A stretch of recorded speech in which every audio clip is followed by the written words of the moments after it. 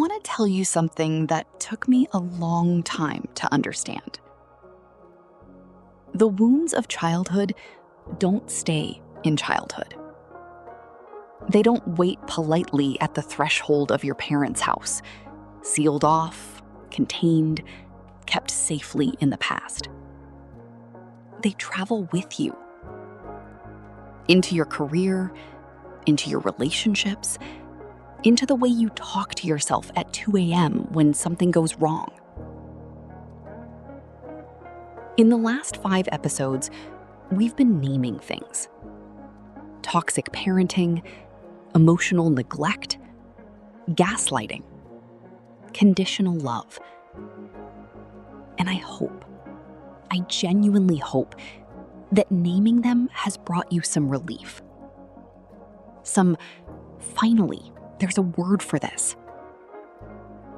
But naming is only part of it. Because understanding what happened to you as a child doesn't automatically change what's happening in your life right now. Today, we're going to talk about the long shadow. The 6 specific ways that a toxic upbringing tends to shape adult life, often without the person realizing that what they're struggling with now was planted a very long time ago. Before we begin, a note. These 6 patterns are not flaws. They are not evidence of weakness or dysfunction or being broken. They are adaptations, strategies your psyche developed to survive an environment that required more of you than any child should ever have to give. The problem is not that you developed them. The problem is that they didn't update when your environment changed. They are still running in a life that no longer needs them. Shadow 1. Low self-worth that doesn't make logical sense. You may have achieved a great deal. You may have people in your life who love you. You may have evidence, real, concrete evidence, that you are capable, worthy, good. And still, there is a voice, a low, persistent hum beneath everything that says, not enough, not quite, not really. This is the first long shadow. Low self-worth that was installed before you had the capacity to question it. Because children don't evaluate the messages they receive from their parents. They absorb them. They become them. If the message, spoken or unspoken, was, "You are a disappointment," or "You are too much," or "You are not what I needed," that message didn't land as your parents' limitation. It landed as truth.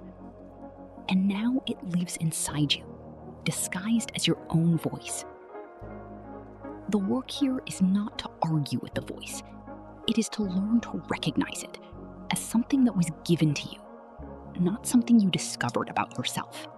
Shadow 2. Difficulty setting boundaries. If you grew up in a home where your needs were secondary, where saying no was dangerous, where having limits made you selfish or ungrateful, you learned that boundaries are not safe. You learned that having them costs too much. As an adult, you may find yourself chronically overextended, taking on more than you can carry, saying yes when everything in you wants to say no, resenting people, but continuing to give anyway. You might not even know what your boundaries are, because you never got to have them. Learning to set boundaries as an adult is not just a communication skill. It is an act of radical self-reclamation. It is saying, for the first time, I am allowed to have edges. I am allowed to say where I end and where someone else begins. Shadow 3. Anxiety and depression that feel like personality. Many survivors of toxic parenting carry anxiety, not the situational kind that comes and goes, but a baseline hum, a low-level vigilance that never quite switches off.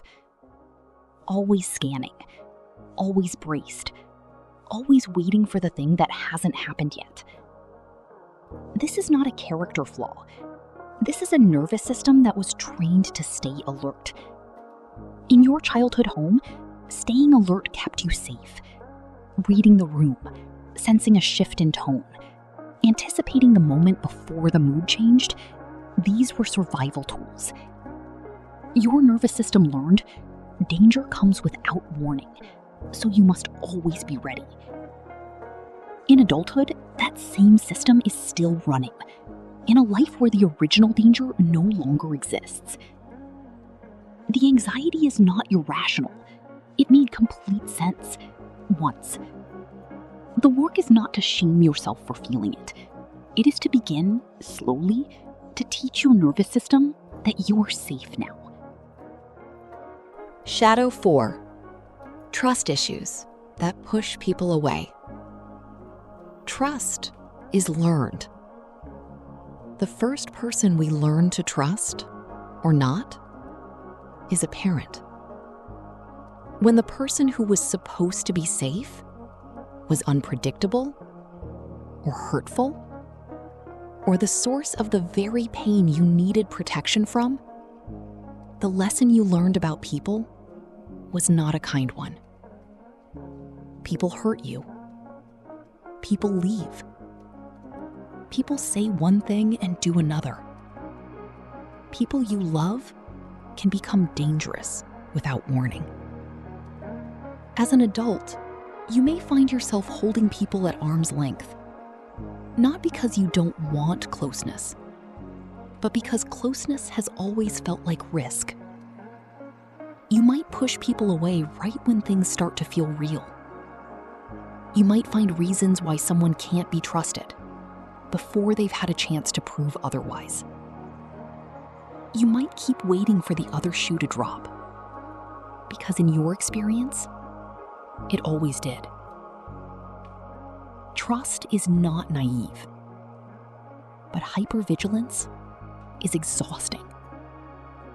And you deserve relationships where you can eventually, slowly, let someone in. Shadow 5. Patterns in relationships that keep repeating. This one is painful to look at, but it matters because it might be the one costing you the most right now. When we grow up with a particular kind of love, conditional, inconsistent, painful, our nervous system encodes that as the template for love. Not consciously, not on purpose. But when we step into adult relationships, we are often drawn, almost pulled, toward what feels familiar. And familiar may mean a partner who withholds warmth, a friendship where you do most of the work, a dynamic where you are always trying to earn your place. The relationship that requires you to perform, that one feels like love. Because that was love the first time you learned it. Here is the shift I want to offer you. The repetition is not stupidity. It is not weakness.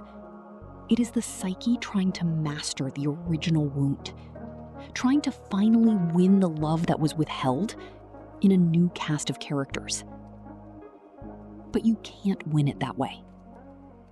The only way through is to start recognizing the pattern while you're in it and choosing, when you can, something different. Emotional dysregulation. Feeling everything or feeling nothing. Some survivors of toxic parenting feel too much. Emotions arrive fast and hard, without warning, without an off switch. Others feel almost nothing. They've learned to disconnect, to go numb, to observe their own life from a careful distance. Both responses make sense.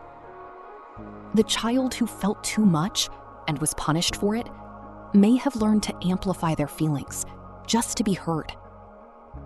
The child who felt too much and was ignored may have learned to shut down because feeling wasn't safe.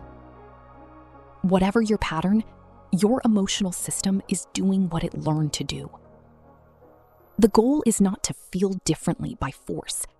The goal is to understand why you feel the way you do, and to begin gently to expand your window, to let more in, or to stay a little longer before you go away. Part 3. What to do with what you've just seen. 6 shadows. Some of you recognized yourself in one, some in all 6. And I want to say this carefully. Recognition is not condemnation. Seeing a pattern in yourself is not the same as being trapped by it. In fact, seeing it is the only way out. The patterns we've talked about today are not random. They are not mysterious. They are the direct, logical result of what you learned in the environment you grew up in. Which means they are not permanent features of who you are. They are responses, and responses can change. Not overnight, not through willpower alone, not by telling yourself to just be different, but slowly, through awareness, through support, through practice, through the accumulation of new experiences that slowly, gently teach your nervous system something it never learned. That it is safe to be yourself. That it is safe to have needs. That it is safe, even now, to trust. 3 things to carry with you. First, the 6 shadows. Low self-worth, difficulty with boundaries, anxiety, trust issues, repeating patterns, and emotional dysregulation are not flaws. They are the direct result of what you adapted to survive. Second, seeing these patterns in yourself is not a judgment. It is information. And information is the beginning of change. Third, the patterns can shift. Not by force, but by understanding, by compassion, and by slowly building evidence that a different way of being is possible for you. 6 episodes in, we have been doing something hard together. We have named what happened. We have looked at what it left behind. We have sat with the uncomfortable recognition that the past is not as past as we'd like it to be. That takes courage. Every single time you press play on this series, you are choosing to look at something that most people spend their whole lives avoiding. I don't take that lightly. I hope you don't either. In episode 7, we turn a corner.